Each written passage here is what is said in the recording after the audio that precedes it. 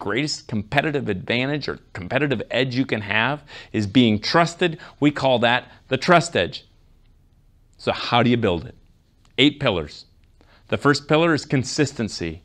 We trust those that are the same every single time. They're consistent, for good or bad. If you're late all the time, I trust you to be late. If you speak well of people, whether I'm in the room or out of the room, I tend to trust you.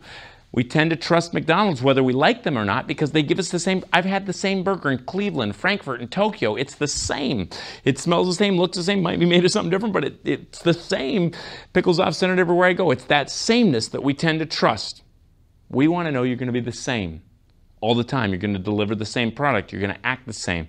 Then we'll trust you. The second pillar is clarity. People trust the clear, and they mistrust or distrust the ambiguous in every area. Clarity of vision we tend to follow and focus on. Clarity of expectations as a parent or as a teacher or as a manager we tend to respect.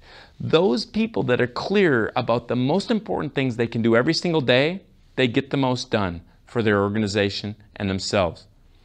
Clarity. The third pillar is compassion. We trust those that think beyond themselves, that don't underestimate, by the way, the power of actually caring beyond yourself. Compassion is powerful. The fourth pillar is character. Many people thought this was everything.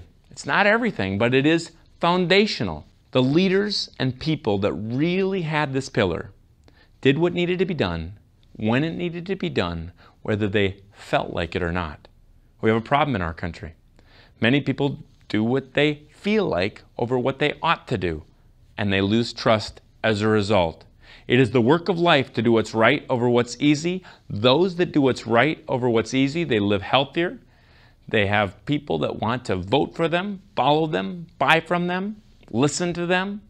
Do what's right over what's easy. You'll build the character pillar, and you'll start to gain the trust edge. The fifth pillar is contribution. This pillar speaks the idea that at the end of the day, I need to see results. You need to be a contributor of results. You might have compassion, you might have character, but if you don't give me the results I asked for or expected, I can't trust you. The sixth pillar is competency. You might have great character, you might have great compassion, but I might not trust you to give me a root canal unless you're competent at that. I trust the person that stays fresh, relevant, and capable in the area they want to be trusted in. Competency starts with humility, knowing I don't know it all. And then it builds on that by putting good things in. There's a truth in every single science that input leads to output. Business, we say input leads to output. First law of thermodynamics says the energy you put in is exactly the same as the energy you get out. Basic psychology says thoughts lead to desires, which lead to actions. You got to put good thoughts in to get good actions out. Those that stayed competent and capable, they put good in, and as a result, good came out. The seventh pillar is connection, the ability to connect and collaborate. Those people that they think beyond themselves, but they work together to get even more done. They're not just totally independent, they're not codependent, but they're interdependent, using the best of each, trusting the best of each, and working together for the best of all. The final pillar is commitment. Commitment. It's hard to teach, but those that had this pillar had a very important piece of the trust edge. Commitment. This starts with ourselves. People often ask me, how do you rebuild trust?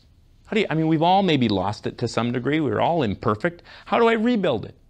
I'll tell you something, there's only one way. And it's not the apology.